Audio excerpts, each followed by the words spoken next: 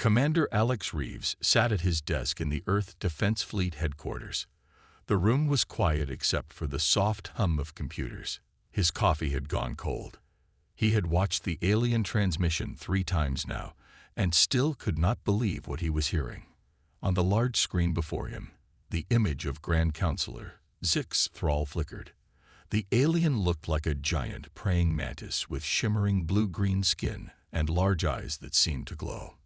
Even through the video, Alex could see that the alien was shaking. "Humans of Earth," the alien said in its buzzing voice. "We, the Galactic Council, come to you with urgent news. The Draer Imperium has declared war on us. This conflict will spread across many star systems. For your own safety and for the good of the galaxy, we ask that you remain neutral.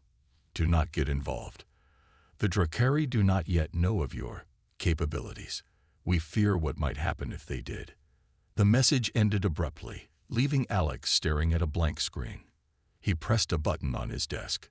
"Admiral Hayes, Major Dawson, please come to my office right away." 5 minutes later, Admiral John Hayes and Major Lisa Dawson entered the room. Both wore the dark blue uniforms of the Earth Defense Fleet with their rank pins shining on their shoulders. "You've both seen the transmission?" Alex asked. They nodded. So Lisa said, breaking the silence first, "The most powerful group of aliens in our part of the galaxy is afraid of what might happen if we get involved in their war. That's strange, isn't it?" Admiral Hayes ran a hand through his gray hair. "What exactly do they think we can do? Our ships are nothing compared to theirs. We've only been able to travel faster than light for 12 years. They've had that technology for thousands of years." Alex turned to the window.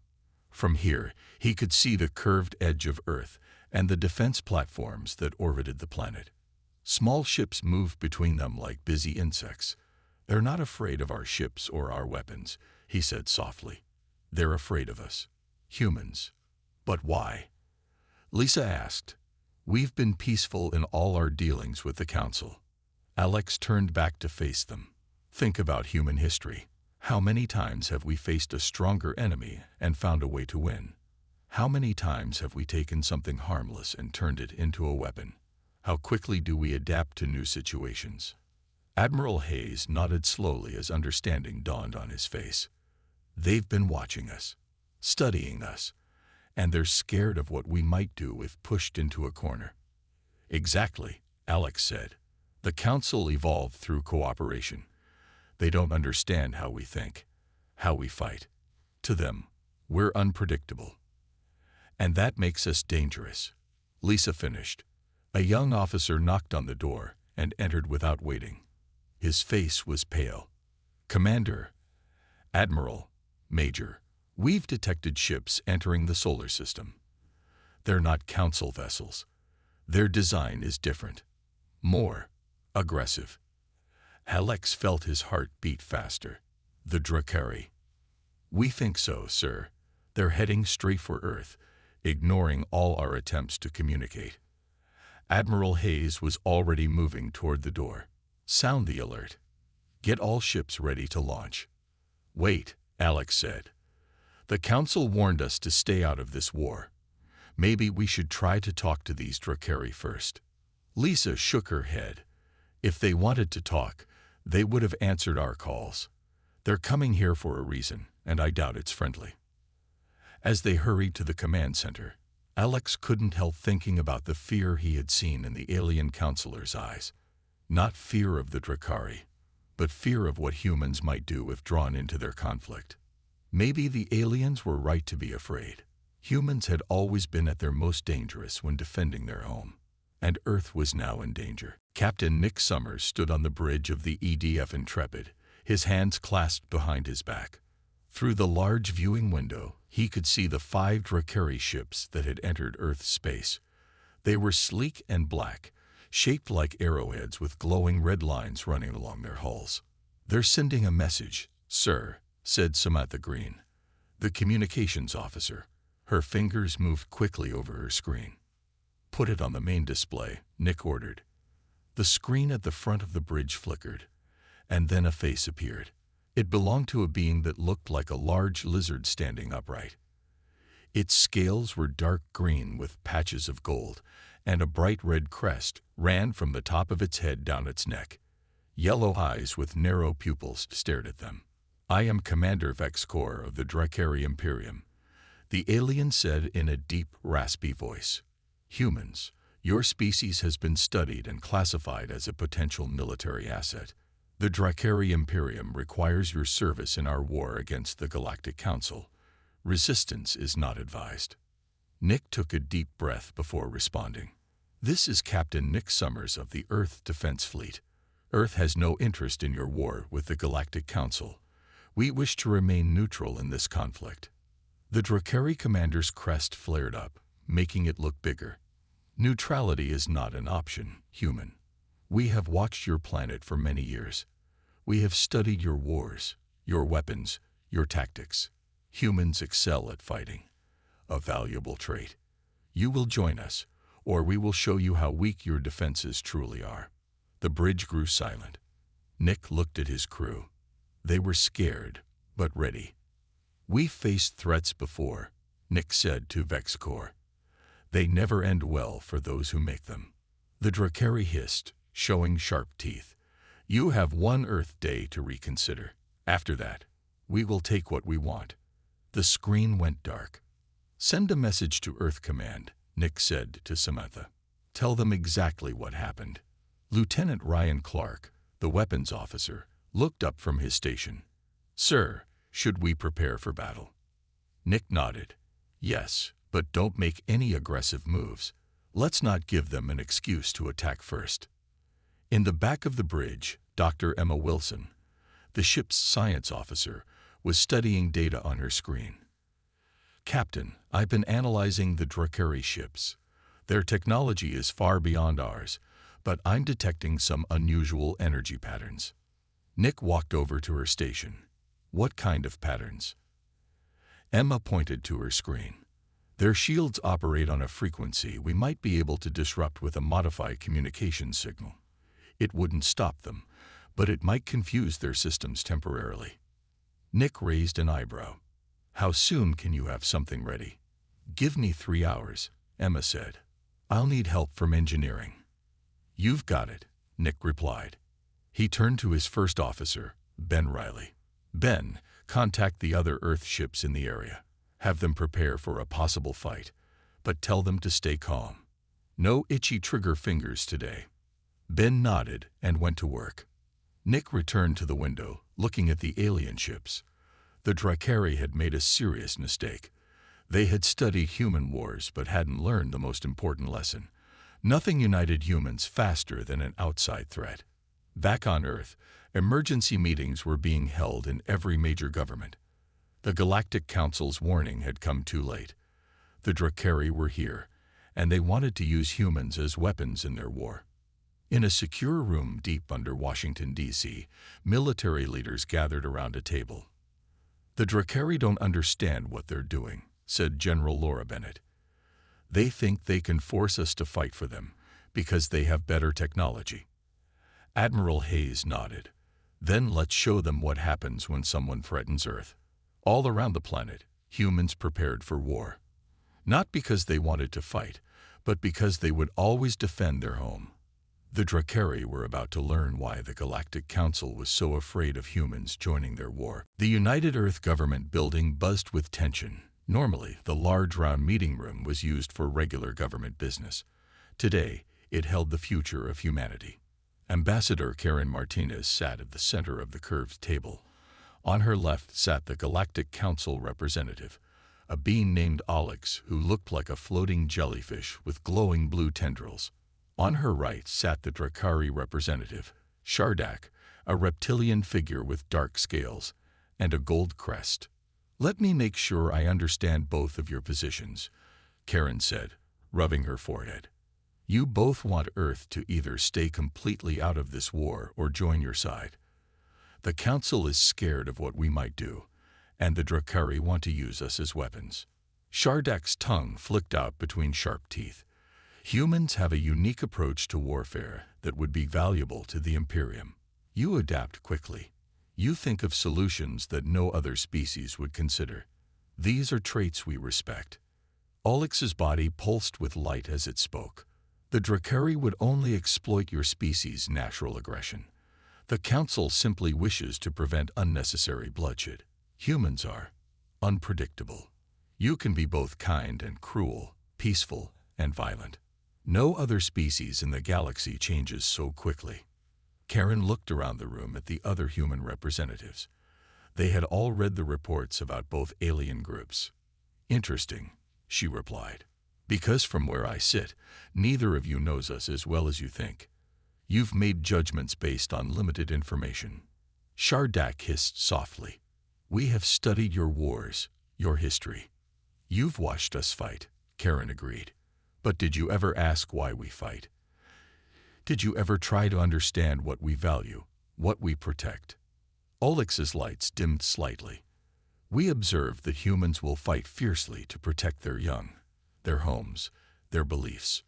And did you think that perhaps we would fight just as fiercely if threatened by aliens? Karen asked. The room fell silent. Miles away, in a secure underground facility, Dr. Eric Wells was meeting with Earth's military leaders. Large screens showed classified information about both alien groups. Both the Council and the Draer have been watching us for far longer than they've admitted, Eric explained, pointing to the data. They've been studying Earth's wars and conflicts for over a century. On one screen, old footage of human battles played, with alien writing overlaid on the images.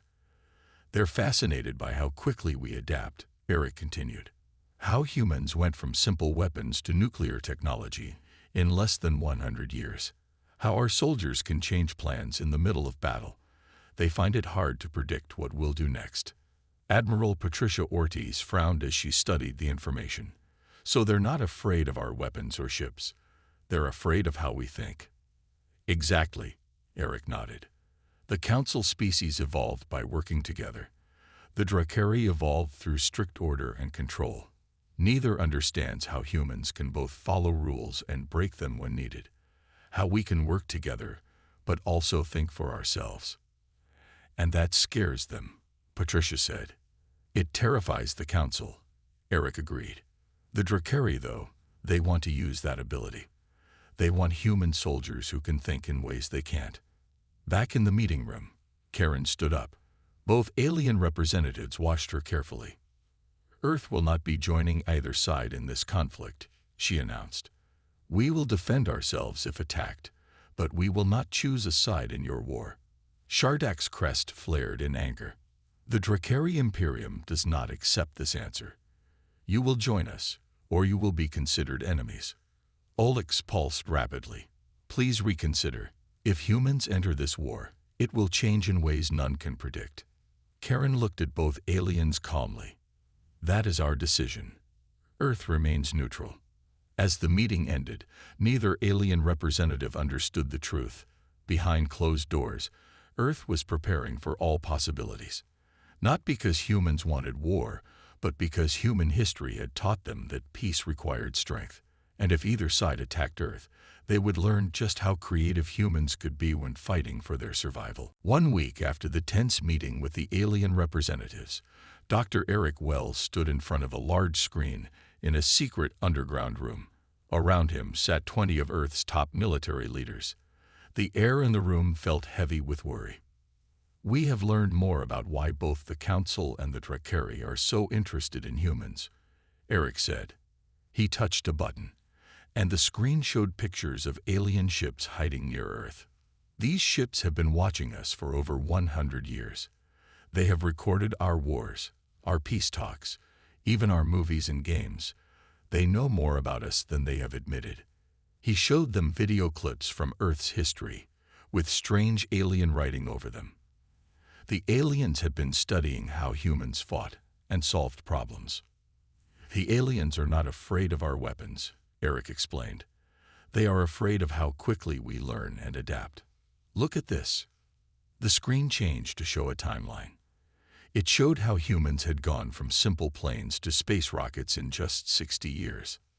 No other species in the galaxy has ever developed technology this quickly, Eric said. The Council species took over 500 years to make the same progress. Admiral Patricia Ortiz leaned forward. So they're worried about what will happen if we get our hands on their advanced technology. Exactly. Eric nodded.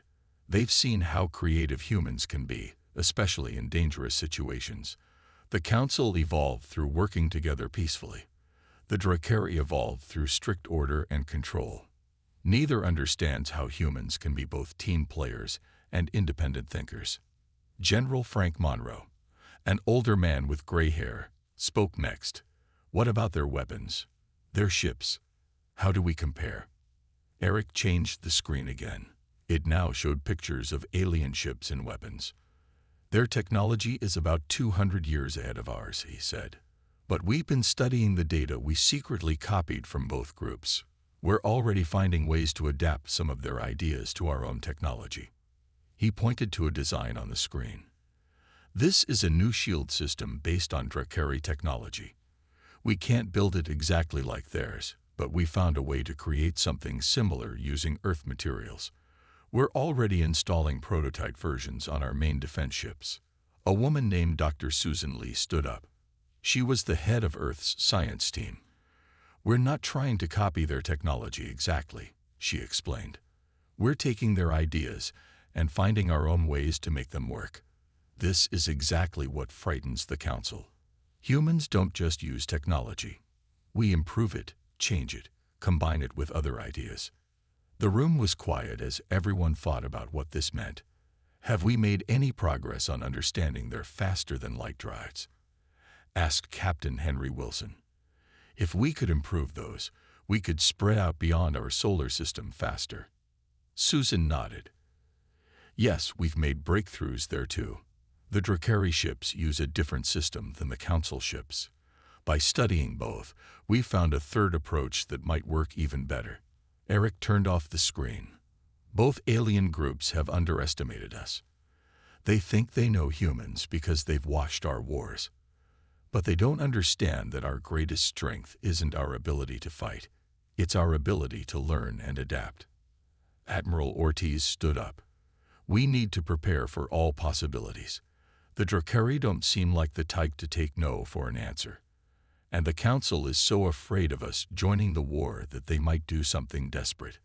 There's one more thing, Eric said quietly. We've discovered that both groups have been lying about the size of this war. It's much bigger than they've told us. Many other species are already involved, and some have been completely destroyed. Everyone in the room understood what was not being said.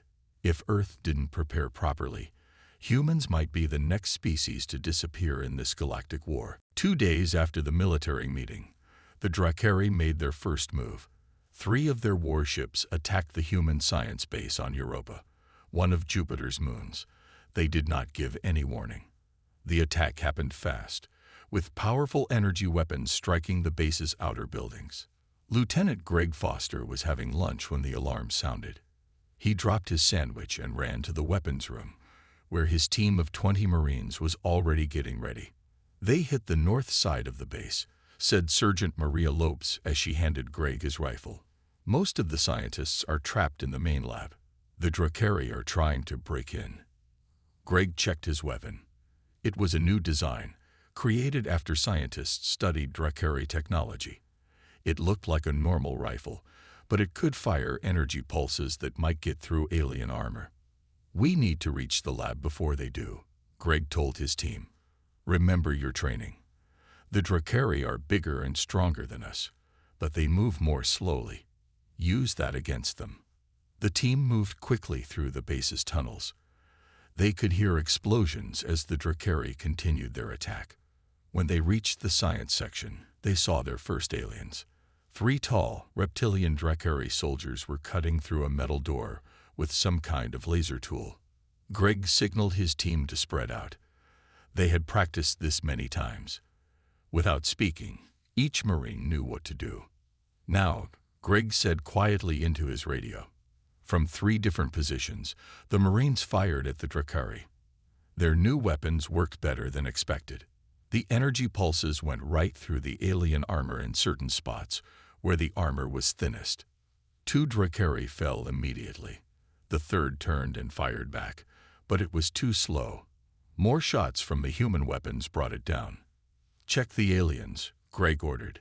"Take any weapons or technology. Then let's get to the scientists." Over the next 3 hours, the small team of human Marines fought against more than 30 Draer soldiers. They used the base layout to their advantage, setting traps and attacking from hidden spots. The Draer were confused by the humans' tactics. They expected a direct fight, not this quick, adaptive approach. What surprised Greg the most was how the civilian scientists helped. When the Marines reached the main lab, the scientists didn't just hide. They had already built makeshift weapons using lab equipment and their knowledge of alien biology. "We analyzed the Draer data from Earth," explained Dr. Helen Ward, the head scientist. "Their eyes are sensitive to certain light frequencies, so we modified our lab lasers to create blinding flashes." By the end of the battle, Greg's team had not only protected all the scientists, but had also captured a small Draer ship that had landed near the base. "How?" demanded the captured Draer officer, his scales dark with anger. "Your weapons should not have worked against our armor. Your tactics make no sense. You are primitives." Greg just shrugged as he secured the alien prisoner. "We didn't beat your technology. We adapted to it." News of the Europa battle reached the Galactic Council quickly. Emergency meetings were called as council analysts tried to understand what had happened. They had predicted that humans would need weeks, maybe months, to find ways to counter Draer technology. Instead, it had taken days. In an unusual move, the Grand Council broadcast a message to all worlds in the galaxy. "We formally request that the Draer Imperium stop all attacks against Earth immediately," the Grand Counselor announced, his mantis-like body trembling slightly.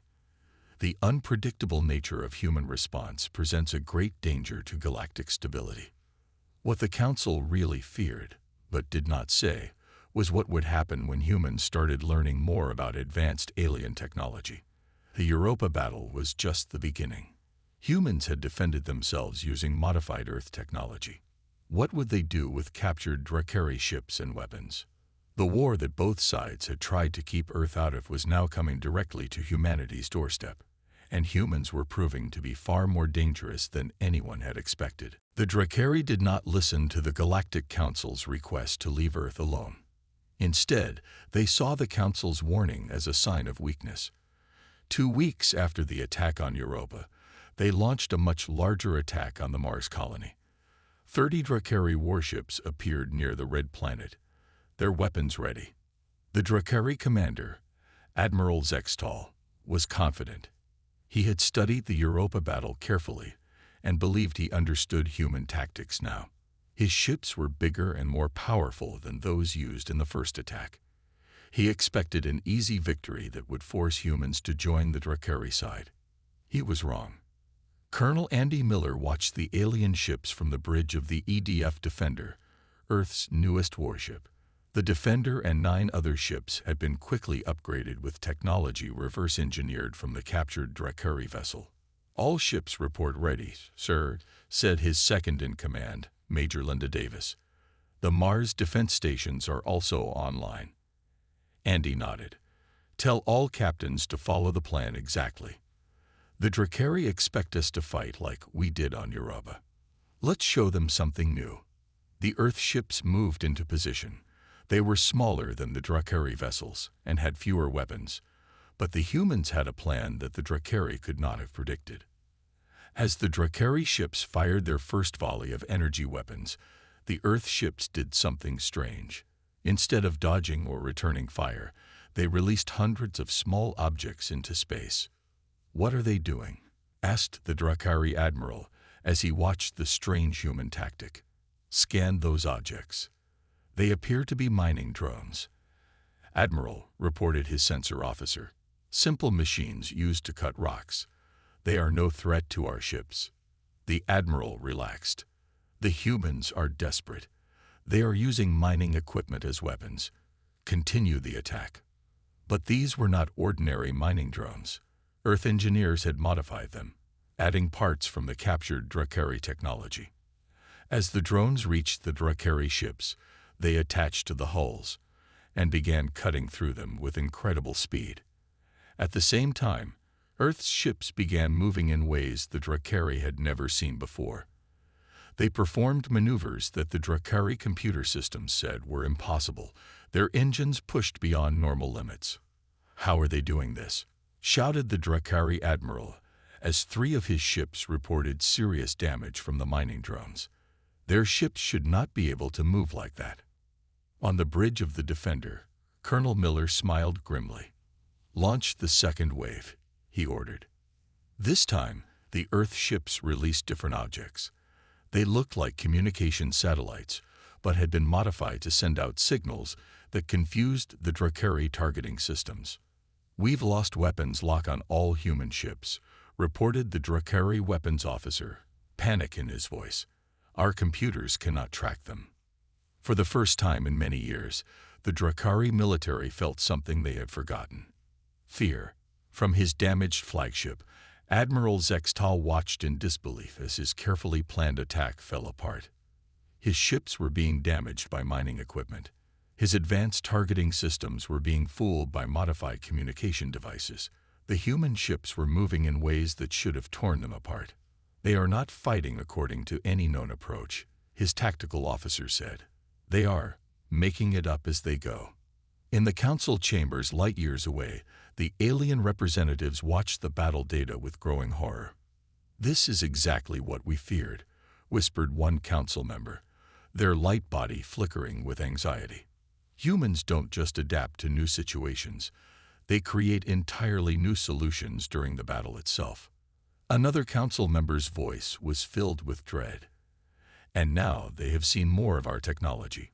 What will they do with it?" The battle for Mars lasted only 6 hours. When it ended, the Draer fleet was in retreat, having lost 8 ships. The Earth fleet had lost 2 ships, but had protected Mars colony completely. As Colonel Miller watched the Draer ships flee, he knew this was just the beginning.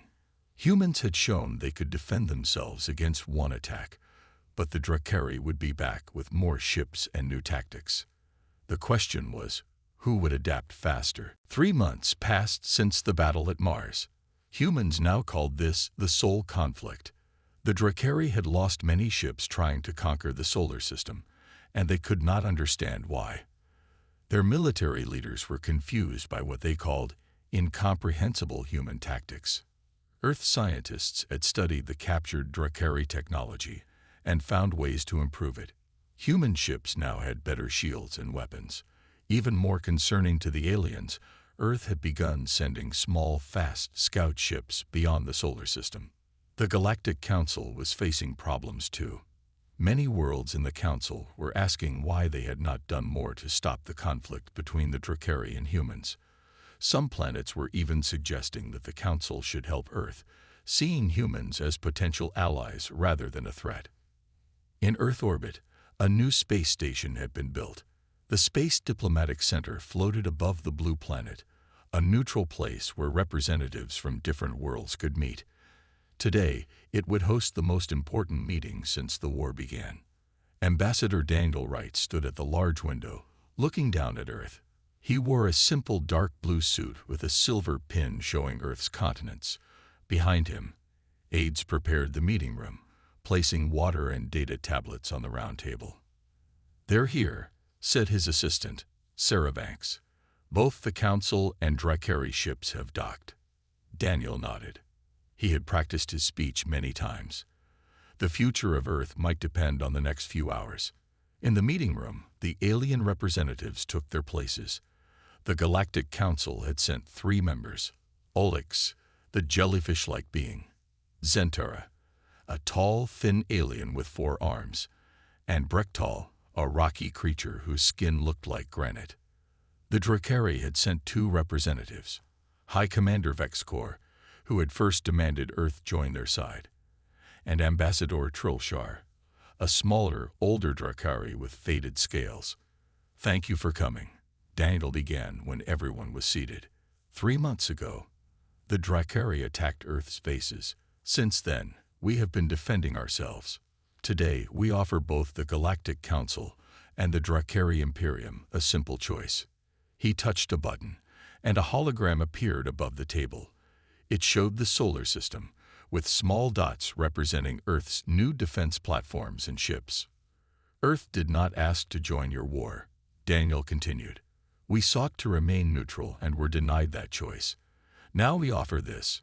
Stop all attacks against Earth and its colonies immediately, or we will take more active steps to protect ourselves." High Commander Vexcor's crest flared in anger. "Is that a threat, human? Your ships may have had some success in your own system, but the Draer Empire spans hundreds of worlds. You cannot hope to fight us all." Daniel did not smile or show anger. His face remained calm. "This is not a threat. It is a promise. We have studied the technology from your ships. We have improved it. Each day we learn more." He touched another button. The hologram changed to show the paths of Earth's scout ships. They were heading toward key Draer and Council worlds. "These ships carry no weapons," Daniel explained. "They carry knowledge. Detailed records of how Earth defended itself against Draer attacks, how we adapted your own technology and made it better. This information is being shared with every world in the path of this war." The Council representatives pulsed with alarm. Zentara spoke, her four hands moving nervously. "You are giving advanced technology to less developed worlds. This goes against all Council rules. Rules we never agreed to," Daniel pointed out. "You both wanted to keep Earth out of this war. We agreed, but you brought the war to us, and now we are responding in our own way." The room fell silent as both alien groups realized what humans were doing. Earth wasn't fighting the war the way anyone expected. Instead of choosing sides or building bigger weapons, humans were sharing knowledge, creating new allies, and changing the very nature of the conflict itself. "The Galactic Council fears what humans might do in this war," Daniel said softly. "The Draer want to use our abilities. Neither of you truly understood us. Humans don't want to conquer or control. We want to survive, to grow, to learn. And we will not be used as weapons in someone else's war." High Commander Vexcor and the Council members looked at each other. For the first time, they shared the same thought. Perhaps they had both made a terrible mistake in how they approached Earth. 1 year after Earth gave its ultimatum to the alien powers, a historic meeting took place aboard the Earth diplomatic vessel Concordia. The ship floated in space at a point exactly halfway between Earth and the nearest Galactic Council world. The main meeting room of the Concordia was large and filled with light. At the center stood a round table made of wood from Earth trees. Around it sat representatives from 20 different worlds, including Earth, the Galactic Council, and the Draer Imperium. Admiral Nancy Rodriguez represented Earth's military. She wore her dress uniform with its simple blue and gold colors. Next to her sat Ambassador Daniel Wright, who had worked for months to arrange this meeting. "Today we signed the Saul Accords," Daniel announced to the gathered aliens. "This agreement will establish Earth as an independent power, neither controlled by the Council nor subject to the Imperium. More importantly, it creates a new framework for relations between all our worlds." The document before them was unlike any previous galactic treaty. Instead of forcing all species to follow the same rules, it recognized that different beings had different needs and ways of thinking. It created a system where worlds could work together while maintaining their own cultures. The Draer representative, Commander Vexcor, was the first to sign. His crest no longer flared with anger, but lay flat in a sign of respect. The Council representative, Alex, signed next, his tentacles moving gracefully over the document. One by one, representatives from worlds that had been caught in the war added their signatures. Many of these planets had received technology and knowledge from Earth's scout ships. They had learned to defend themselves, and were now taking their place as independent voices in galactic affairs. After the ceremony, Admiral Rodriguez stood near a large window that looked out at the stars. Commander Vexcor approached her, his movements careful and slow. "We never wanted this war," Nancy told him quietly. "Humans have had enough fighting in our own history." The Draer tilted his head, a gesture he had learned from watching humans. "Then why are you so good at it?" he asked. "Why do humans adapt so quickly to battle?" Nancy looked out at the stars for a moment before answering. "Because we learned through hard experience that peace isn't just the absence of fighting. Peace is the ability to solve problems without destroying ourselves. Humans had to adapt to survive our own violent tendencies." Across the room, Daniel was speaking with Alex from the council. The jellyfish-like alien pulsed with thoughtful lights. "Perhaps that is what we truly feared," Alex said. "Not that humans would bring more violence to the stars, but that you understand conflict in ways we never could." "Understanding something doesn't mean you want more of it," Daniel replied. "Humans want to build, to explore, to learn. War is something we know, but it's not what we choose when given better options." As the treaty news spread across the galaxy, many species began to see Earth differently. Humans were no longer viewed as a frightening unknown or as potential weapons. Instead, Earth was seen as a civilization that had faced violence and emerged with wisdom that the galaxy needed. In the end, the Galactic Council's plea to leave Earth out of their war had been right, but not for the reasons they thought. Earth's involvement hadn't made the war bigger or more destructive. Instead, humans had transformed the conflict, finding a path to peace that neither the Council nor the Draer had been able to see. On Earth, people celebrated the treaty. Schools and news programs explained how the solar system was now part of a larger galactic community. Children looked up at the night sky, knowing that humans would continue to explore the stars. The war that had threatened to destroy worlds had instead created something new, and humans, the species that both the Council and Draer had tried to either fear or control, had shown the galaxy a different way forward, one where understanding differences was more powerful than erasing them.